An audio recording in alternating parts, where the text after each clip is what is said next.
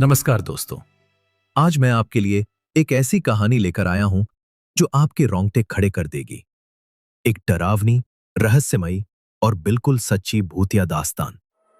अगर आपको ऐसी ही हॉरर, सस्पेंस और क्रीपी कहानियां सुनना पसंद है तो चैनल को जरूर सब्सक्राइब कर लीजिए। और अगर ये कहानी आपको सच्ची लगे या डराए तो वीडियो को लाइक जरूर करिएगा। तो चलिए अब देर न करते हुए चलते हैं उस सच्चाई की ओर जो शायद आपको नींद में भी सताएगी। भारत की पुरानी किताबों, पुराणों और लोक कथाओं में कई ऐसे रहस्यमयी जीवों का जिक्र मिलता है जो अपनी शक्ल किसी भी वक्त किसी भी इंसान जैसी बना सकते हैं। कभी उन्हें छलावा कहा गया, कभी भूत प्रेत और कभी राक्षस। लेकिन भारत में कुछ ऐसे भी स्थान हैं जहां इनका नाम लेना तक मना है, क्योंकि मान्यता है इनका नाम लेते ही ये जाग जाते हैं। ये जीव आपकी आवाज, आपकी यादों और यहां तक कि आपके अपनों की शक्ल तक चुरा सकते हैं। लोग कहते हैं इनकी असली शक्ल इतनी डरावनी होती है कि जिसे भी दिखे या तो उसकी आंखें हमेशा के लिए सूनी हो जाती हैं या फिर वो इंसान खुद ही इस दुनिया में नहीं रहता। इन प्राणियों की एक और भयानक बात यह है कि इन्हें इंसानी मांस की तलब होती है। भूख इतनी कि जितना भी खा लें पेट कभी नहीं भरता। और अगर आप इनके सामने आ गए तो ये तय करना मुश्किल हो जाता है कि आप बचे रहेंगे या सिर्फ एक याद बनकर रह जाएंगे। इन रहस्यमयी और भयावह जीवों की कहानियां सिर्फ भारत ही नहीं, पूरी दुनिया में फैली हुई हैं।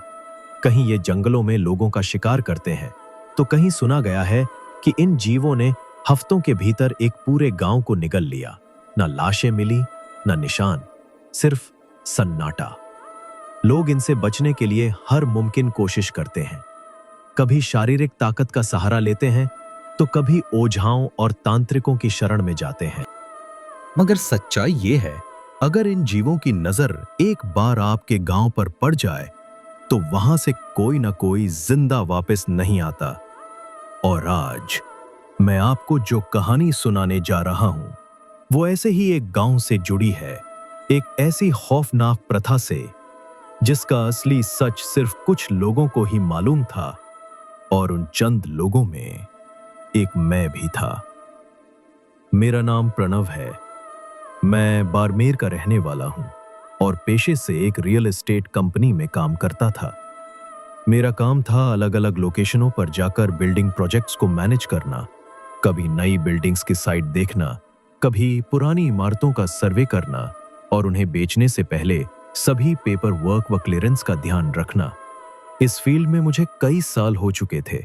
इन वर्षों में मैं देश के कई कोनों में गया, शहर, कस्बे, यहां तक कि दूर दराज के गांव भी।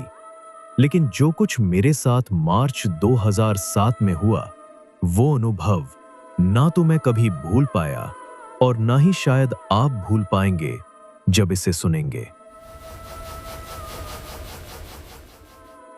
एक दिन कई हफ्तों की बीमारी झेलने के बाद मेरे दादाजी इस दुनिया से विदा हो गए।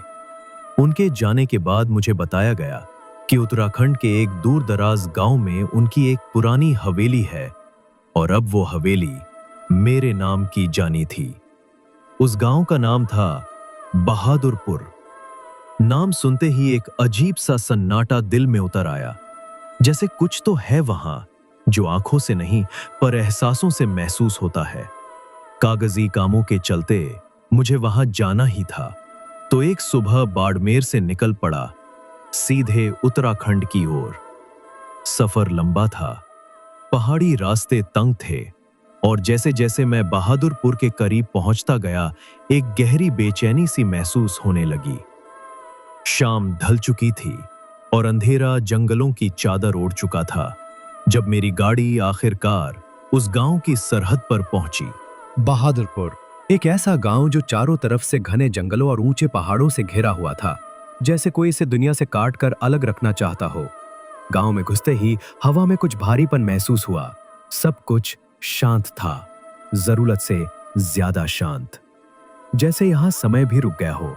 मैंने आने से पहले ही हवेली की देखभाल करने वाले व्यक्ति को फोन कर दिया था। उनका नाम था बनवारी। करीब 55 साल के होंगे। आवाज में एक ठहराव था, लेकिन कहीं न कहीं छिपा हुआ डर भी। जब मैं हवेली के पुराने लोहे के गेट तक पहुंचा तो देखा बनवारी वहीं खड़े थे। उनका चेहरा उतरा हुआ था, आंखें बार बार पीछे झांक रही थीं, मानो कोई डर उनके पीछे सांस ले रहा हो।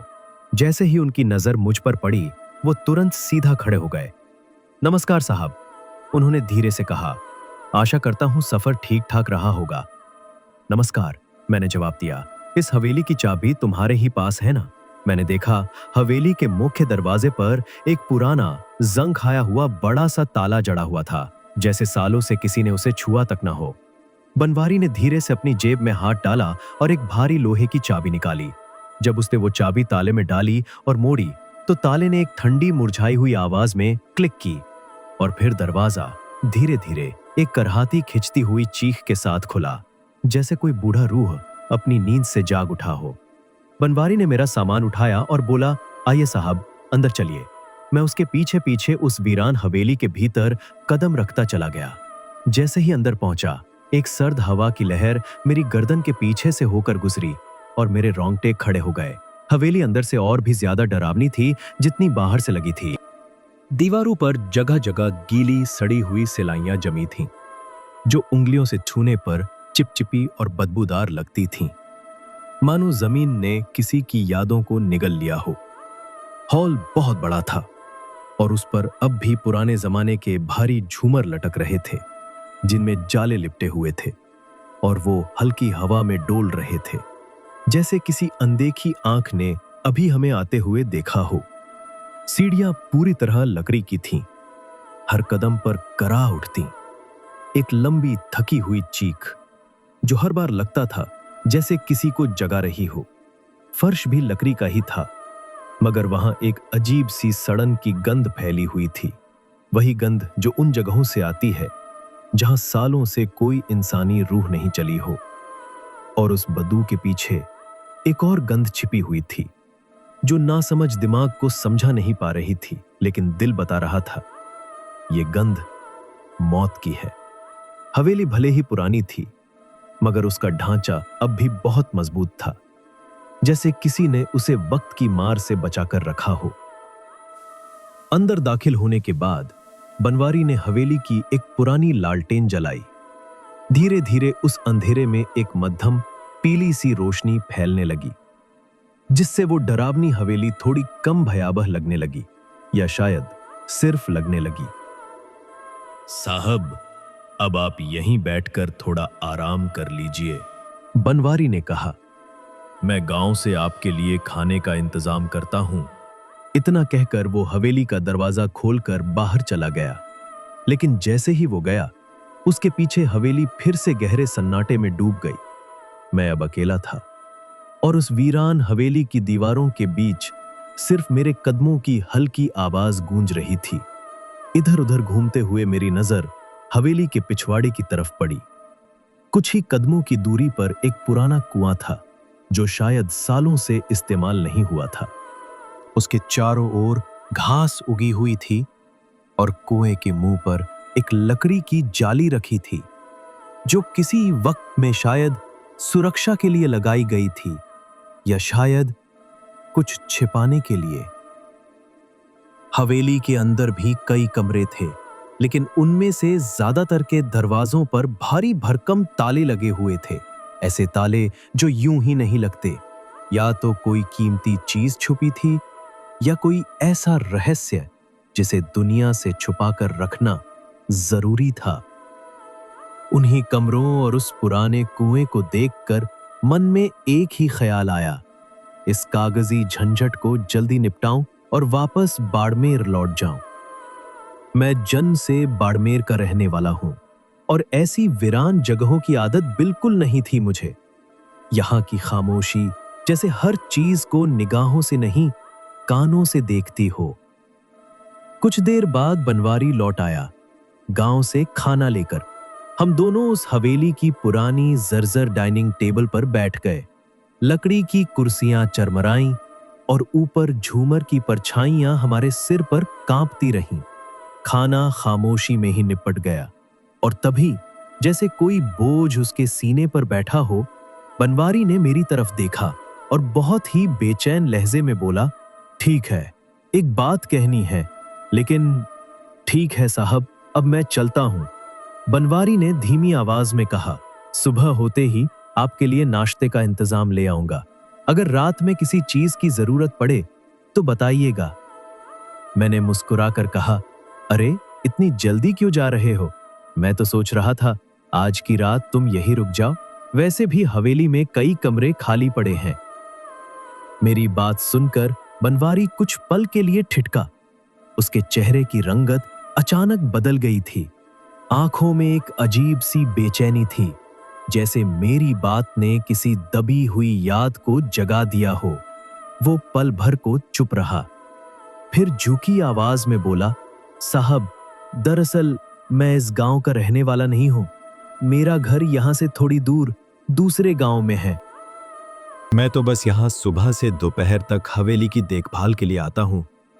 कभी कभी उसकी आवाज अब कांप रही थी, गला जैसे सूख गया हो, होठ बार बार भींच रहा था।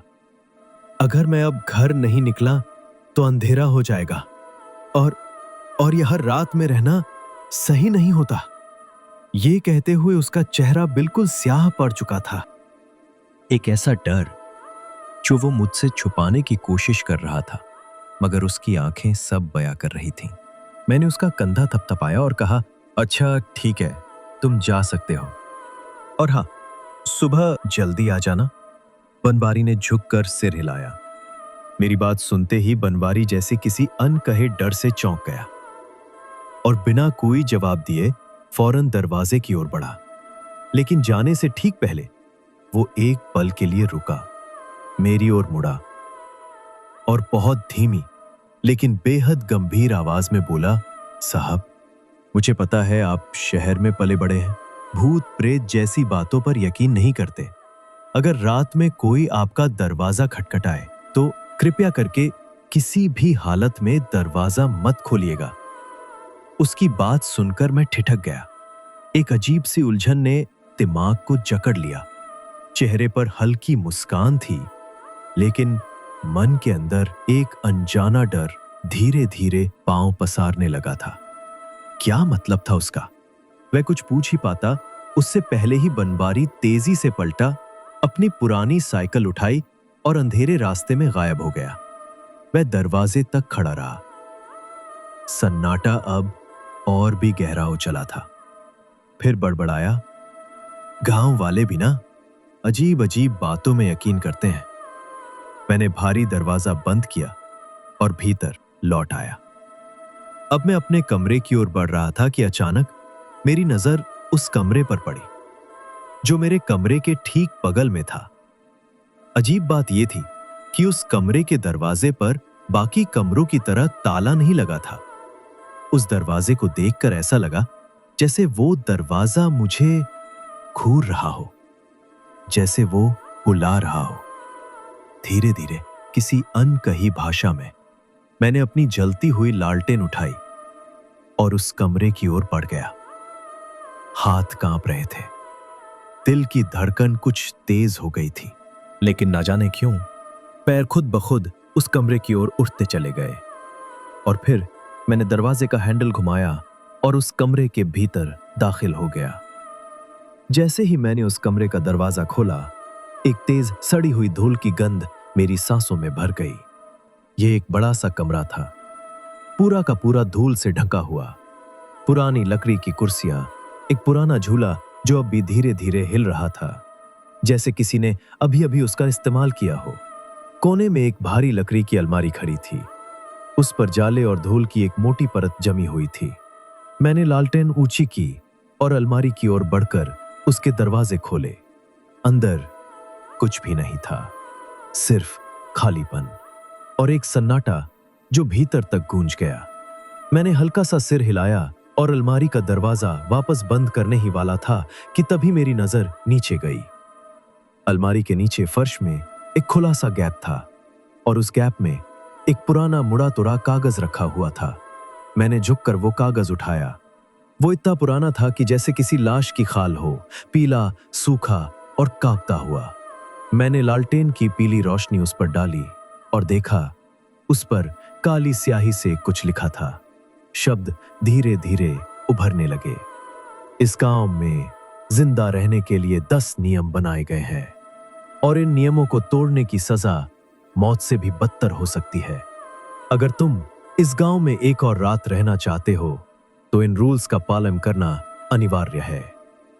मेरी उंगलियां कांपने लगी और मैंने पढ़ना शुरू किया।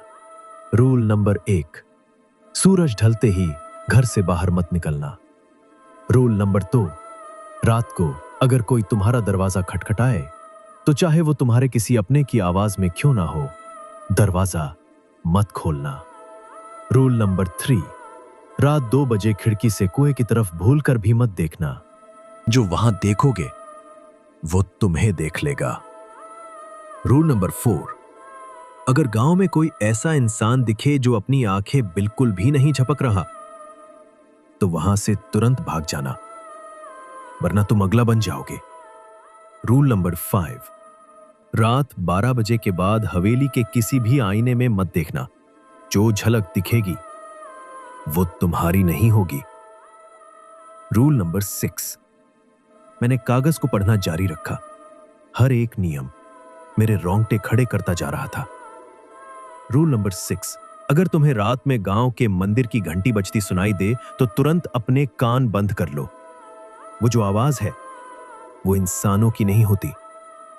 रूल नंबर 7, अगर किसी मोड़ पर, किसी अंधे रास्ते पर या किसी पेड़ के नीचे तुम्हें सफेद साड़ी में लिपटी कोई औरत दिखे तो उसकी तरफ देखना तक मत और उससे कभी बात मत करना, चाहे वो तुम्हें तुम्हारे नाम से ही क्यों ना पुकारे। रूल नंबर 8, अगर आधी रात को किसी कमरे से लोरी सुनाई दे तो बिना एक पल गवाए अपने कानों को हाथों से ढक लेना और तब तक मत हटाना जब तक वो आवाज खुद बंद ना हो जाए। रूल नंबर 9, सुबह सूरज उगने से पहले हवेली के अंदर से कुछ भी बाहर मत फेंकना, न पानी, न खाना, न कूड़ा। जो चीज फेंकोगे वो लौटेगी, लेकिन अलग रूप में। रूल नंबर 10, अगर किसी कमरे से तुम्हें अपने किसी अपने की रोने या चीखने की आवाज आए तो उस पर ध्यान मत देना, ना ही दरवाजा खोलना, ना ही कोई जवाब देना। बस ऐसे दिखाओ जैसे तुम्हें कुछ सुनाई ही नहीं दे रहा। मैं ठिठक गया। कागज अब मेरे हाथों में कांप रहा था। लालटेन की रोशनी धीमी पड़ गई थी और कमरे की हवा एकाएक भारी हो गई थी। मैंने उस कागज को देखा, फिर चारों तरफ नजर डाली। कमरे की हर चीज अब जैसे और डरावनी लगने लगी थी। ये सब क्या है? कोई बेकार सा मजाक है शायद, मैंने खुद से कहा, लेकिन दिल कुछ और ही महसूस कर रहा था। मैंने वो पुराना कागज वापस अलमारी के अंदर रखा और अलमारी का दरवाजा धीरे से बंद कर दिया। कमरे से निकलते वक्त पीछे से जैसे एक साया सरसराता हुआ गुजरा। मैंने पलटकर देखा, लेकिन वहां कुछ नहीं था, या शायद कुछ था जो देखे जाने से बच गया। मैंने गहरी सांस ली और धीरे धीरे अपने कमरे की तरफ बढ़ गया। अब मुझे सिर्फ आराम चाहिए था, या शायद ये सोचकर खुद को बहला रहा था कि ये सब बस गांव वालों की बनाई गई कोरी कहानियां हैं। लेकिन हवेली में कहानियां नहीं बसती, वहां सिर्फ रहस्य और रूहें होती है। बिस्तर पर लेटे लेटे मैं उस कागज और उन नियमों के बारे में सोचता रहा। शायद थकान ज्यादा थी या नींद भारी। कब आंख लगी पता ही नहीं चला। जब सुबह नींद खुली तो खिड़की से धूप नहीं, सिर्फ एक अजीब सी हल्की रोशनी भीतर आ रही थी, जैसे सूरज भी इस गांव में ठीक से उगने से डरता हो। बटवारी सुबह सुबह नाश्ता लेकर आ पहुंचे थे। उनके चेहरे पर वही गंभीरता थी और मैं अब तक की सारी बातों को जैसे भूल चुका था। ना ही उनसे कागज की बात की, ना ही किसी नियम की। उस दिन मैं हवेली से बाहर निकला गांव की तरफ। गांव एक छोटा सा इलाका, मुश्किल से 30-40 घर, हर दीवार पर सीलन, हर चेहरा थका और सहमा हुआ। लोगों की नजरें मुझसे बचती और जब कभी टकराती तो ऐसी नफरत और डर लिए होती जैसे मैं कोई अशुभ चीज हूं, या शायद कुछ ऐसा देख चुका हूं जो नहीं देखना चाहिए था। मैंने इस अजीब बर्ताव पर ज्यादा ध्यान नहीं दिया। मेरा मकसद साफ था, हवेली के कागजात और लोकल परमिशन वर्क को पूरा करना। 3-4 दिन का काम था और फिर मैं इस डरावने सन्नाटे से दूर निकल जाना चाहता था। कागजों के काम में पूरा दिन बीत गया। शाम होते होते शरीर थक चुका था और दिमाग जैसे लगातार बोझ से दबा हुआ था।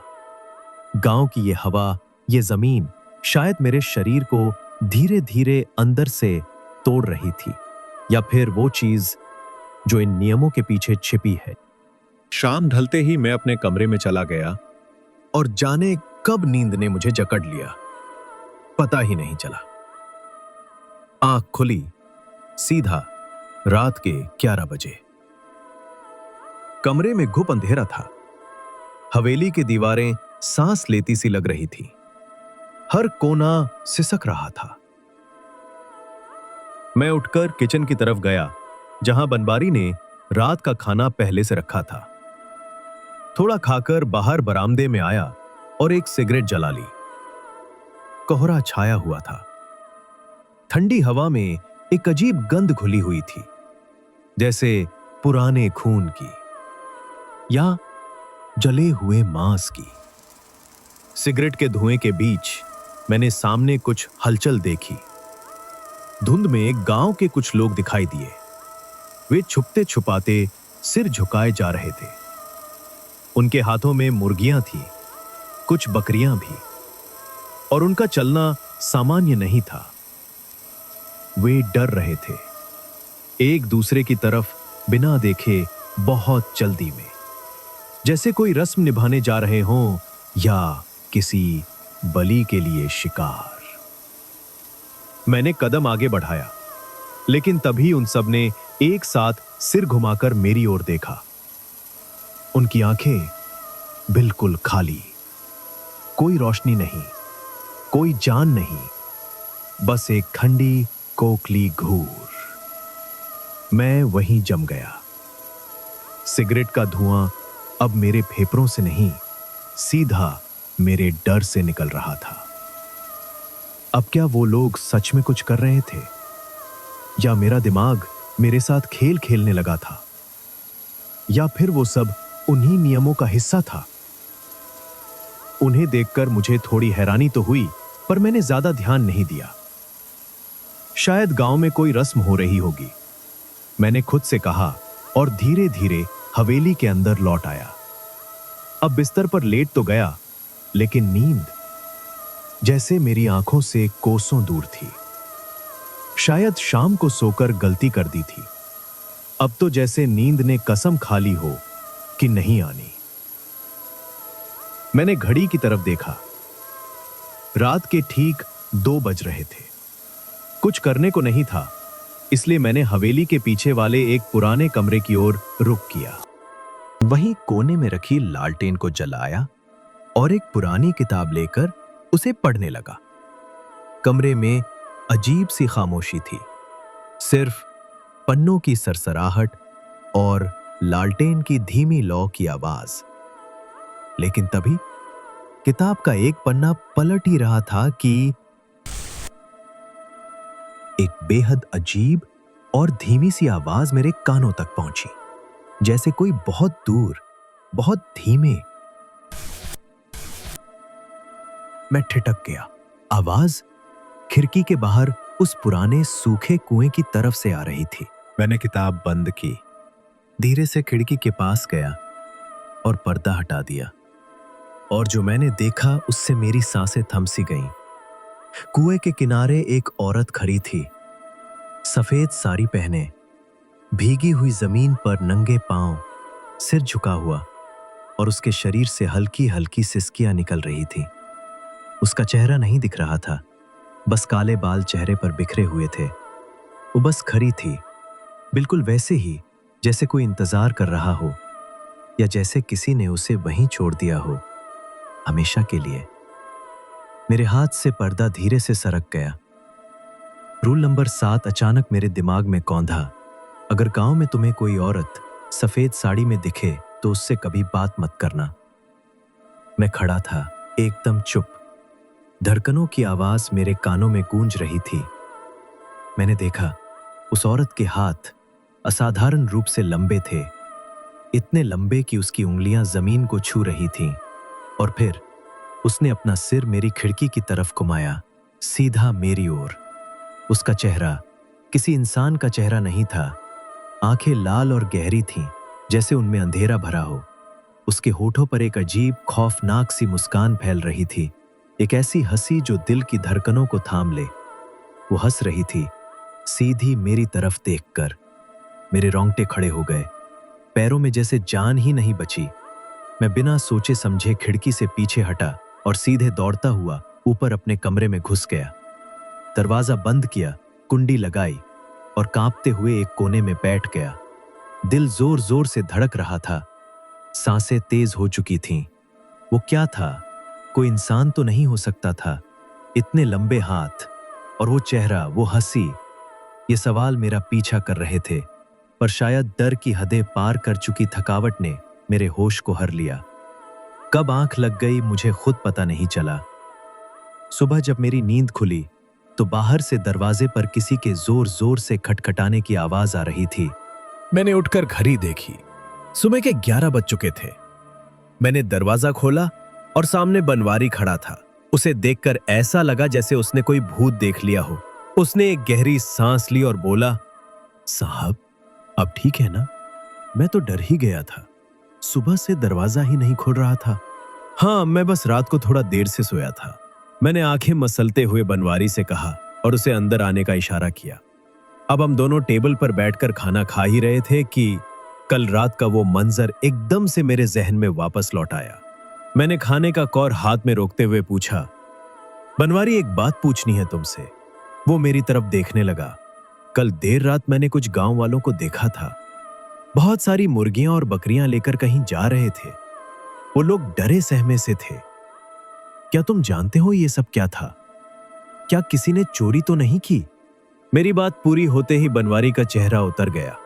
उसके माथे पर पसीने की एक हल्की रेखा दिखने लगी। वो झिझक रहा था, बेचैन लग रहा था। मैंने थोड़ी गंभीर आवाज में कहा, बताओ बनवारी, तुम मुझसे क्या छुपा रहे हो? अब उसने मेरी तरफ देखा, फिर नजरें झुका ली और धीरे से बोला, साहब, छोड़ दीजिए ना। आप शायद मेरी बातों पर यकीन ना करें। एक बार सुनाओ तो सही। मैंने कहा, फिर फैसला मैं कर लूंगा कि यकीन करना है या नहीं। अब बनवारी ने गहरी सांस ली, जैसे कोई बहुत पुराना और दबा हुआ राज जुबान पर लाने वाला हो। फिर वो बोला, साहब, इस गांव के पास जो जंगल है ना, रात होते ही वहां कुछ ऐसा जागता है जिसका नाम लेने से भी लोग डरते हैं। कोई जानवर नहीं है वो कुछ और है, कुछ ऐसा जो इंसानों को जिंदा खा जाता है।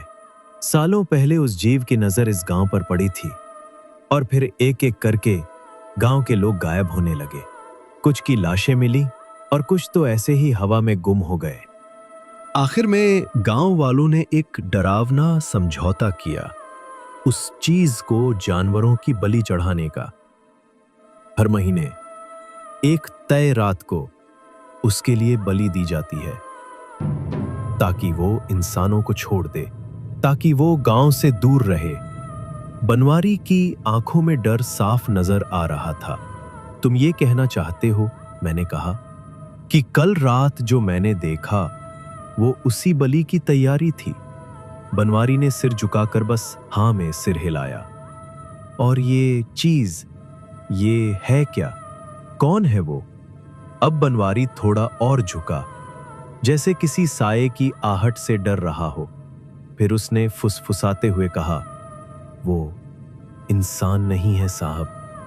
कहते हैं वो कभी गांव का ही कोई था, पर अब वो कुछ और बन चुका है। शायद श्रापित या किसी पुराने पाप का नतीजा। अब वो सिर्फ भूख है और खून। साहब, बनवारी की आवाज अब और धीमी और गंभीर हो गई थी। कुछ लोग उसे राक्षस कहते हैं, कुछ छलावा, और कुछ उसे कोई बहुत ही ताकतवर भूत मानते हैं। लेकिन जो भी है, वो कोई आम जीव नहीं है साहब। वो अपनी शक्ल बदल सकता है, किसी का भी रूप ले सकता है। इसलिए मैंने परसों ही आपको सख्त मना किया था कि रात में हवेली का दरवाजा मत खोलिएगा, क्योंकि वो जीव लोगों के अपने की आवाज में दरवाजा खटखटाता है, कभी मां की आवाज में तो कभी किसी दोस्त के रूप में। और अगर कोई भी उस आवाज पर यकीन करके दरवाजा खोल देता है तो साहब उसका मरना तय होता है। वो जीव उसे फिर कभी जिंदा नहीं छोड़ता, उसे जिंदा ही खा जाता है। बनवारी की ये बातें सुनकर जैसे मेरी रगों में खून जम सा गया था। मेरे दिमाग ने कुछ पलों के लिए काम करना ही बंद कर दिया और तब मैंने उसे पिछली रात कुएं के पास खड़ी उस औरत के बारे में बता दिया।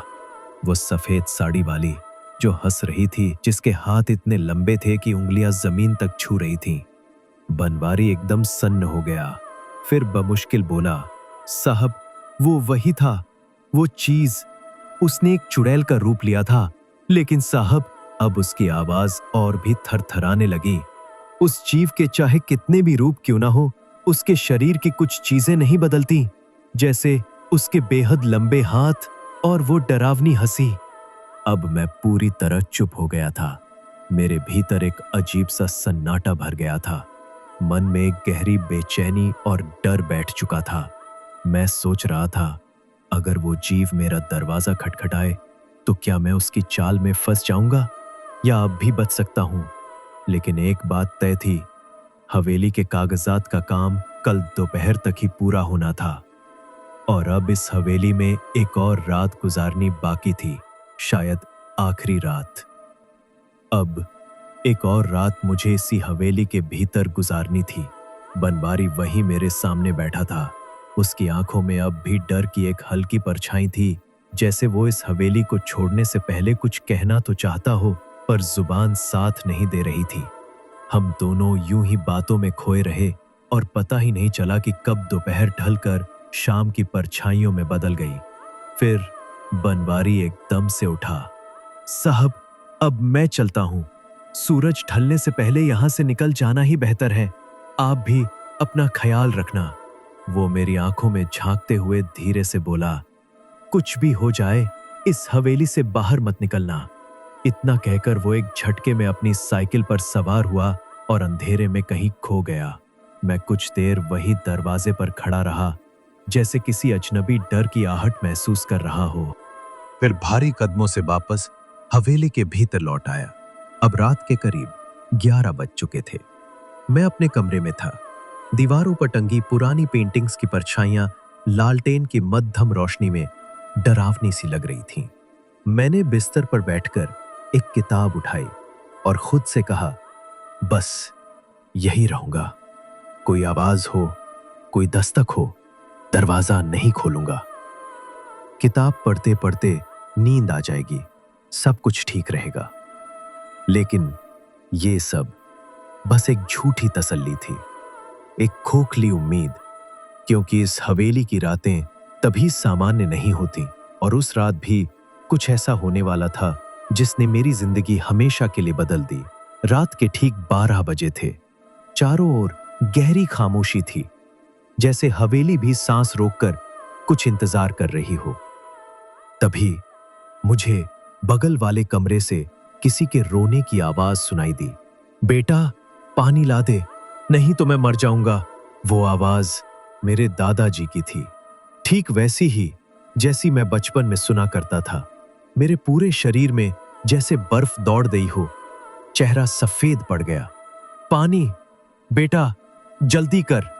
वो आवाज बिल्कुल उसी कमरे से आ रही थी जहां मुझे वो लकड़ी की पुरानी अलमारी और वो 10 फीट लंबा कागज मिला था। मैं जानता था मुझे किसी भी हाल में उस आवाज की तरफ नहीं जाना है।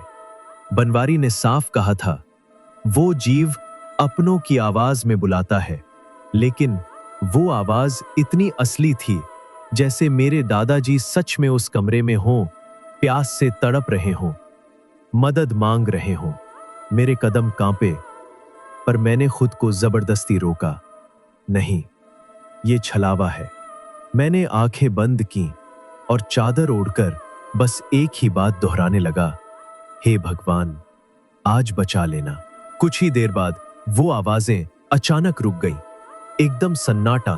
मैंने धीरे से सांस ली, लेकिन तभी हवेली के मेन गेट पर किसी ने जोर से दस्तक दी, जैसे कोई पूरे जोर से उसे तोड़ने की कोशिश कर रहा हो। मैं बिस्तर पर बैठ गया। धड़कनें तेज हो चुकी थीं। फिर एक जानी पहचानी आवाज गूंजी। साहब, साहब, जल्दी दरवाजा खोलिए। मैं बनवारी हूँ। जब मैं घर जा रहा था तो मेरी साइकिल खराब हो गई और मैं बाहर ही फंस गया। साहब जल्दी, नहीं तो वो जीव मुझे मार डालेगा, प्लीज। मेरे रोंगटे खड़े हो गए। बनवारी, जो सूरज ढलने से पहले ही जा चुका था। तो फिर ये आवाज क्या सच में वो बनवारी था, या फिर वो? मैं जड़ सा बैठा रहा। बनवारी की आवाज बिल्कुल वैसी ही थी जैसी रोज सुनता था, लेकिन बनवारी तो शाम को ही निकल गया था, वो भी मेरी आंखों के सामने। साहब जल्दी कीजिए, मेरी सांस टूट रही है। उसकी आवाज अब कांप रही थी, जैसे डर ने उसे जकड़ लिया हो। मेरे भीतर दो आवाजें आपस में लड़ रही थीं। एक कहती, दरवाजा खोल दे, कहीं सच में वो बनवारी ही हो। दूसरी चीखती, नहीं मत खोल, अगर वो जीव है तो। मैंने चुपचाप रेंग कर खिड़की के पास जाकर पर्दा थोड़ा हटाया। बाहर गुप अंधेरा था, सिर्फ गेट पर लगी हल्की सी लाइट टिमटिमा रही थी। लेकिन गेट के पास कोई नहीं था, एक भी परछाई नहीं। फिर वो आवाज कहां से आ रही थी? साहब, साहब। अब वो आवाज मेरे कमरे के दरवाजे के ठीक बाहर से आ रही थी। साहब मैं अंदर आ गया हूँ। बाहर बहुत डरावना है साहब, मुझे छुपने दीजिए। दरवाजा खुद ब खुद धीरे धीरे चर करके खुलने लगा। मैंने सांस रोक ली, चादर को कसकर पकड़ लिया, जैसे वही मुझे बचा लेगी। और फिर दरवाजे की दरार से एक हाथ अंदर आया, काला, सड़ा हुआ, उंगलियां लंबी और नाखूनों से खून टपकता हुआ। साहब अब तो पहचान गए ना, मैं ही हूँ बनवारी।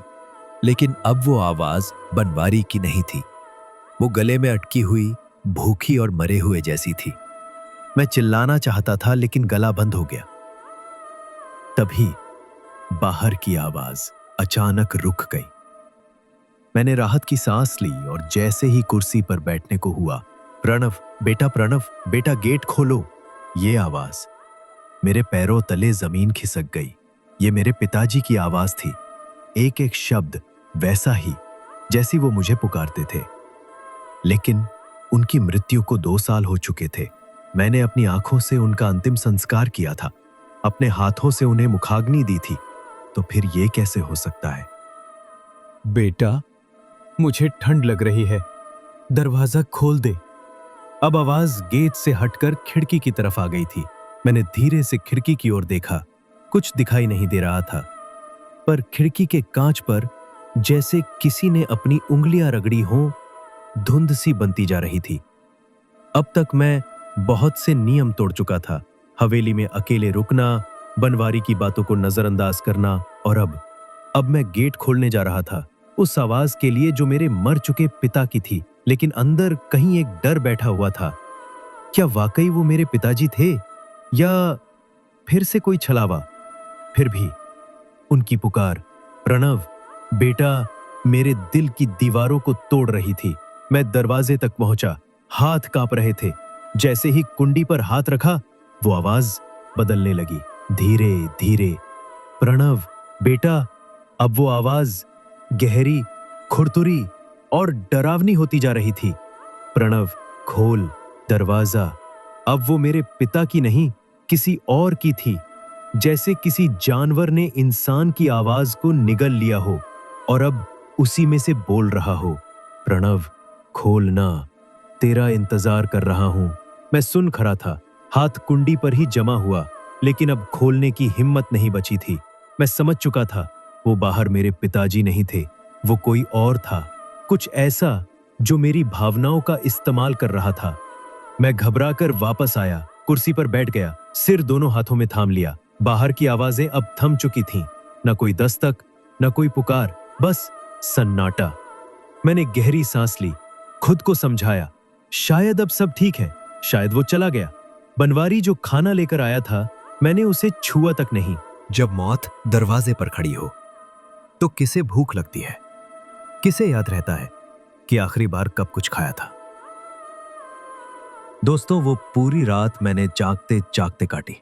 एक पल को भी आंख नहीं लगी और अब मुझे यकीन हो चला था, मैं इस डर से, इस हवेली से, इस खेल से और नहीं निपट सकता।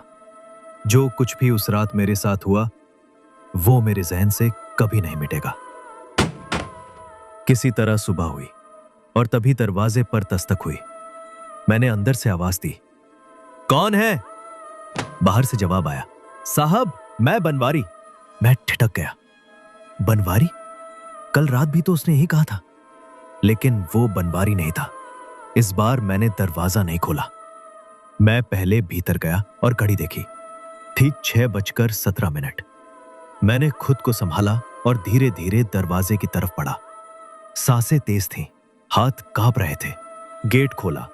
सामने सच में बनवारी खड़ा था, हाथ में टिफिन लेकर, थोड़ा थका हुआ सा। मैं उसे देखकर जैसे टूट ही गया, एकदम भावुक हो उठा और उसे गले से लगा लिया। बनवारी चौंक गया। उसकी आंखों में हैरानी थी। क्या हुआ साहब, सब ठीक तो है? मैंने मुस्कुराते हुए कहा, हाँ बनवारी, अब सब ठीक है।